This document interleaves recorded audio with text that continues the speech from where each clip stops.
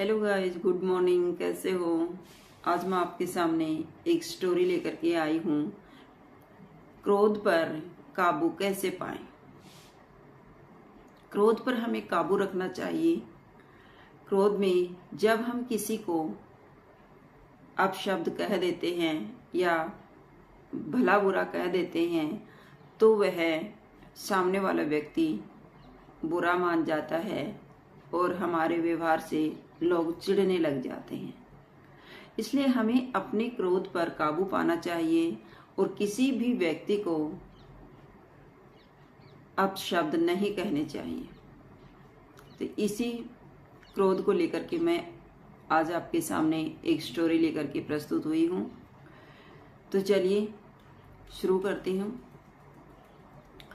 एक बार एक औरत थी, उसे बहुत ज्यादा गुस्सा आता था। उसके घर परिवार वाले, उसके रिश्तेदार और उसके पास पड़ोस के व्यक्ति सभी उस औरत के गुस्सैल स्वभाव से परेशान रहते थे। घर के बच्चे भी अपनी माँ के व्यवहार से बहुत दुखी थे। वह जब भी गुस्सा आता था तो किसी को भी कुछ भी बोल देते थे।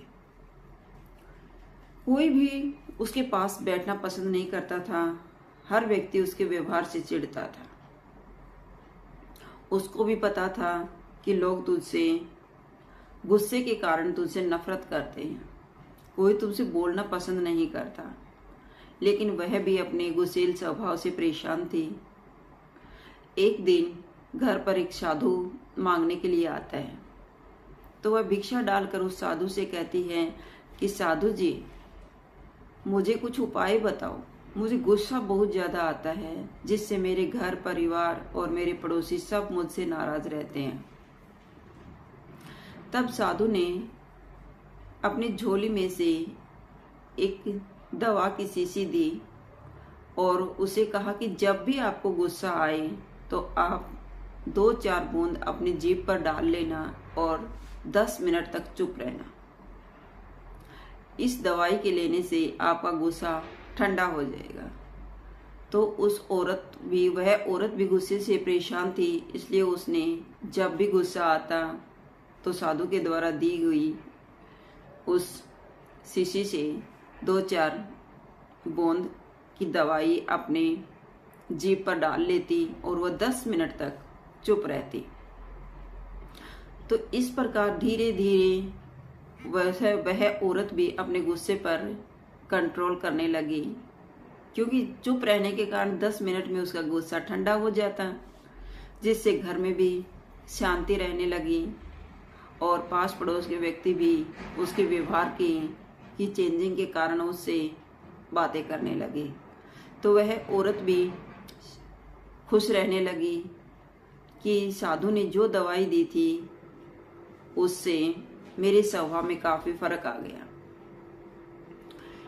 फिर 1 महीने के बाद जब साधु आता है तो उससे पूछता है कि आपके गुस्से में कुछ कंट्रोल हुआ उस दवा से?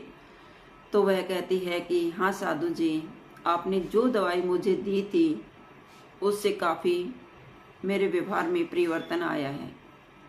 गुस्सा तो बिल्कुल ही नहीं आता मुझे, मैं एकदम शांत स्वभाव की हो गई हूँ। जब भी मुझे गुस्सा आता तो मैं वही जो आपने मुझे दवा दी थी उसकी 3-4 बूंद अपनी जीभ पर डाल लेती और 10 मिनट के लिए चुप रहती।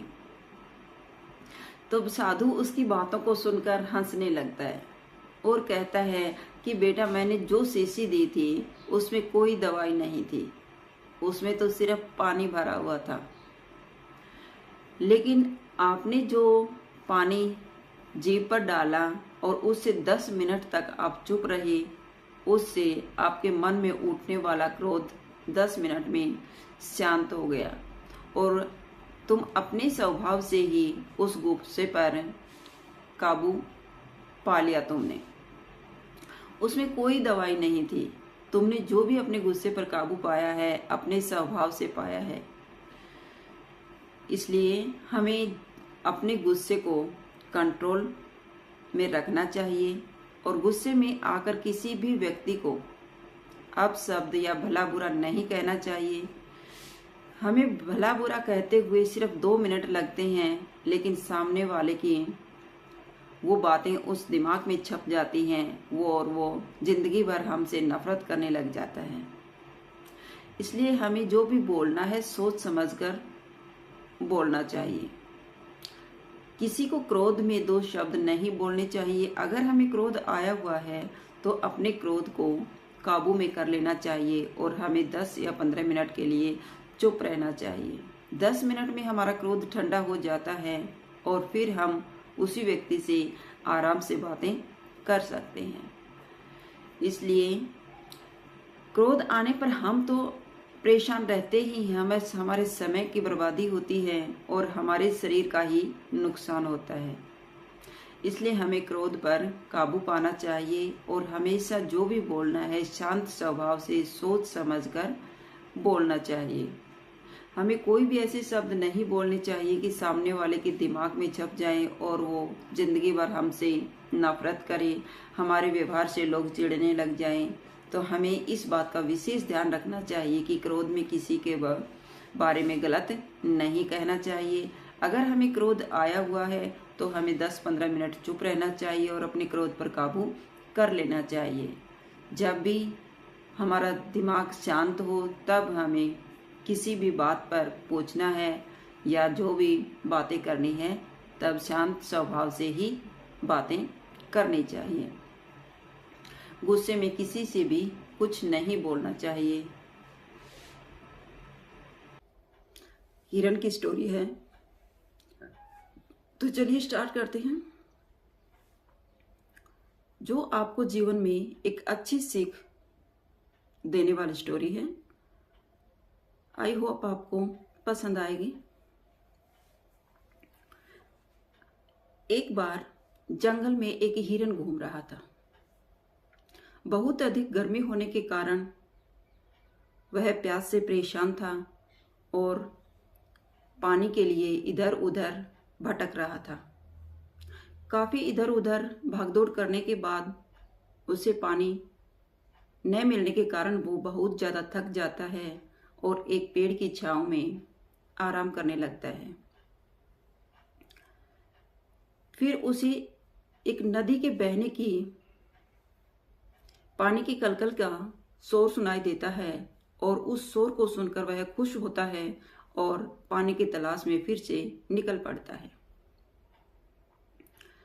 इधर उधर घूमने के बाद उसे एक नदी मिलती है और नदी को देखकर वह बहुत खुश होता है कि काश मुझे भी एक नया जीवन मिल गया।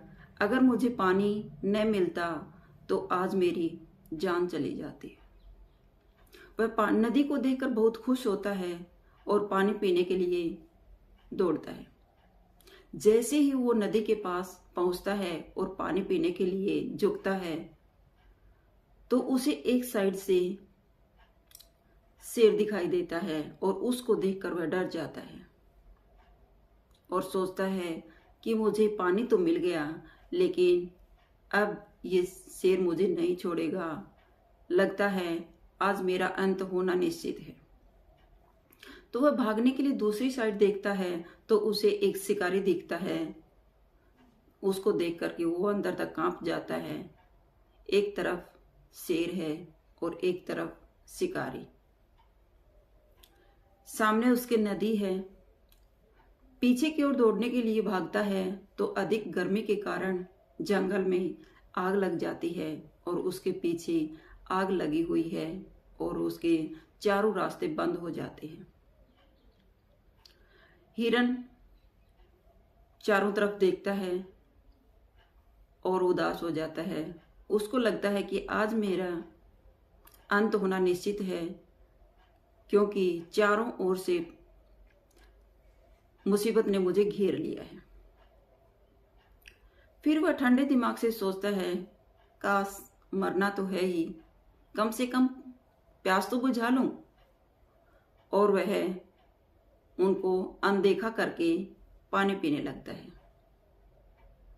और अचानक से जैसे वो पानी पीने लगता है, अचानक से आकाश में काले काले बादल मंडरा जाते हैं और घनघोर बारिश होने लगती है। बारिश के होते ही जंगल की में जो आग लगी होती है, जिसे दावानल कहते हैं, वो बुझ जाती है। तो हिरन को लगता है कि चलो एक रास्ता तो मिला दौड़ने के लिए, मैं यहां से भाग निकलूंगा। और बारिश में शिकारी का निशाना चूक जाता है और वो शेर को जा लगता है। जैसे ही हिरन प्यास बुझाकर ऊपर देखता है तो उसने शेर की तरफ देखा तो शेर घायल था और शेर ने शिकारी पर हमला कर दिया था।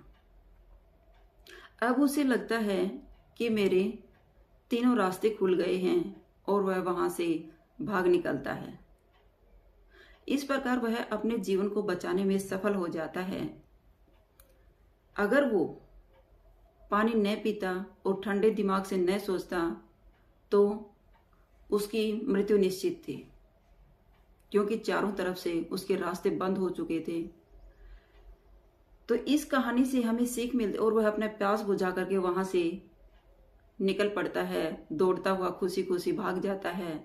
तो इस कहानी से हमें शिक्षा मिलती है कि जिस प्रकार हिरन के जीवन में चारों तरफ से परिस्थितियों ने घेर लिया था, उसी प्रकार मनुष्य के जीवन में भी जब मुसीबत आती है तो चारों रास्ते बंद हो जाते हैं और मनुष्य हड़बड़ा जाता है और उस मुसीबत में और अधिक फंसता चला जाता है।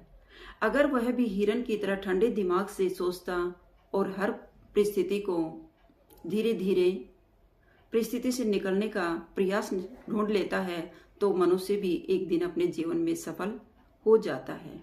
जिस प्रकार हिरन ने शांति से निकलने की कोशिश की, उसी प्रकार मनुष्य भी अपनी परिस्थितियों से छुटकारा पा सकता है और खुशी खुशी अपने जीवन में सफलता प्राप्त कर सकता है।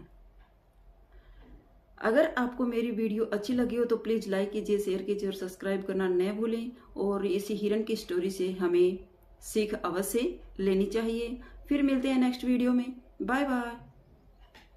स्टोरी का शीर्षक है माँ तो माँ होती है। एक बड़े से हॉल में शादी हो रही थी। एक तरफ खाने पीने का आयोजन हो रहा था और एक तरफ फोटो सेशन चल रहा था। और उस शादी में बड़े बड़े लोग आए हुए थे। स्टेज पर दूल्हा दुल्हन बैठे हुए थे और लोग उनको आशीर्वाद दे रहे थे। तब स्टेज पर एक बूढ़ी सी औरत पहुंचती है और उन दोनों को आशीर्वाद देने लगी। जैसे ही आशीर्वाद दे करके वो पीछे हटी तो दूल्हे ने खड़े होकर के उनके साथ फोटोग्राफर को इशारा किया कि मेरी फोटो बना दो। तो यह सब देख करके दुल्हन क्रोधित हो जाती है और दूल्हे को कहती है कि ये सब यहाँ अच्छा नहीं लगता। मेरे दोस्त ये सब देख करके हंस रहे हैं, मुझे उनके सामने शर्मिंदा होना पड़ेगा। और आप एक बात और सुनो, आप अपनी माँ को वृद्ध आश्रम में छोड़ आना। विदाई होने से पहले पहले इनको वृद्धाश्रम भेज देना, वरना मैं इनके साथ नहीं रह सकूंगी।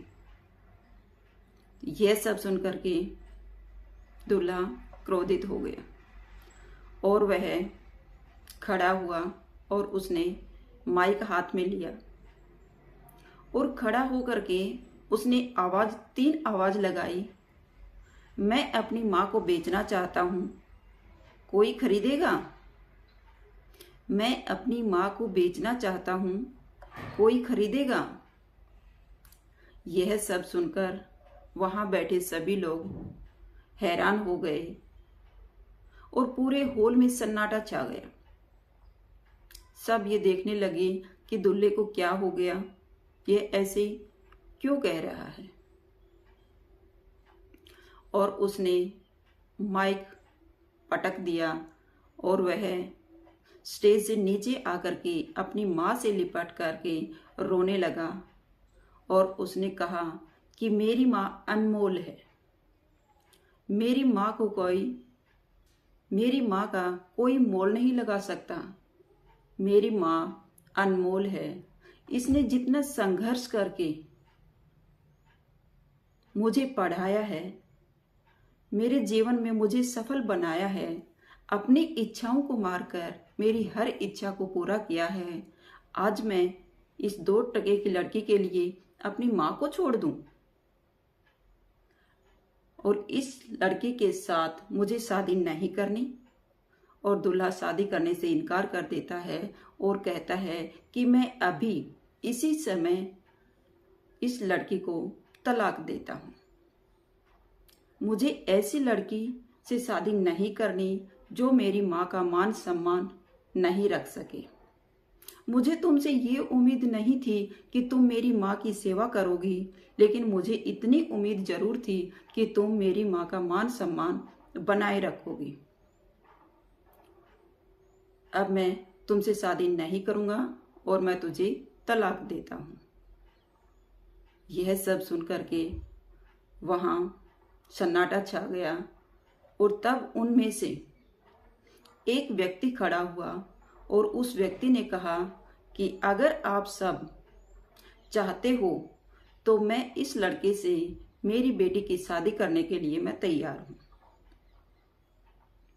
कि जो लड़का अपनी माँ से इतना प्यार करता है वो अपनी होने वाली बीवी से कितना प्यार करेगा, उसका कितना ध्यान रखेगा। तो मैं अभी ऐलान करता हूं कि इस लड़की से मैं अपनी बेटी की शादी अभी करने के लिए तैयार हूं।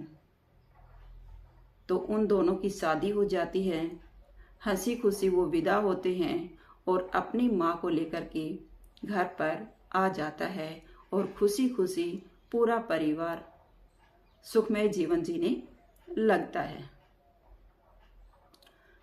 अगर इस कहानी से किसी को ठेस पहुंची हो तो मैं माफी चाहती हूँ। मेरा मकसद किसी को ठेस पहुंचाना नहीं था, सिर्फ अपने माता पिता का ध्यान रखें और अपनी बीवी को भी समझाकर रखें कि वो उनकी सेवा नहीं कर सकती, तो अपने माता पिता का मान सम्मान अवश्य बनाए रखें। एक स्त्री ही घर की लक्ष्मी होती है, वो परिवार को तोड़ने का काम नहीं करती है, वह अपने परिवार को बनाए रखना चाहती है। और आप अपनी बहन बेटी को ये अवश्य सिखाएं कि आगे जाकर के अपने सास ससुर को भी एक अपने माँ बाप की तरह ही प्यार दें और उनका मान सम्मान रखें। अगर आपको मेरी वीडियो अच्छी लगी हो तो प्लीज़ लाइक कीजिए, शेयर कीजिए और सब्सक्राइब करना न भूलें। फिर मिलते हैं नेक्स्ट वीडियो में। Bye bye.